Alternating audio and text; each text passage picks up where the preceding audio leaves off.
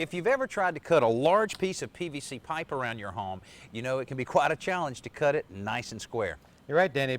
Homeowners have been using PVC pipe not only for plumbing jobs, but also for landscaping and drainage jobs around the house.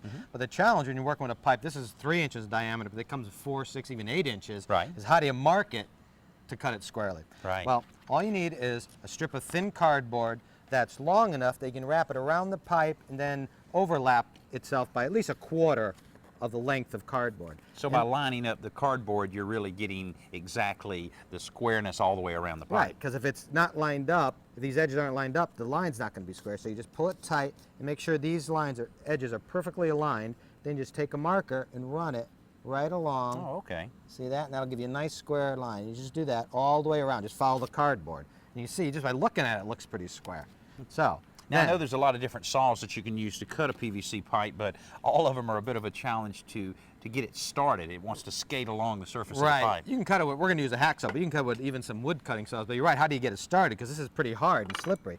So here's the trick. Take a triangular file and put it right on the cut line. Just a couple of little strokes back and forth. You just want to create a little... I see, okay. Yeah, there you go. And that's just enough to get the saw started, especially here with a thin blade of a hacksaw. And then you just keep cutting, just follow the line all the way straight through.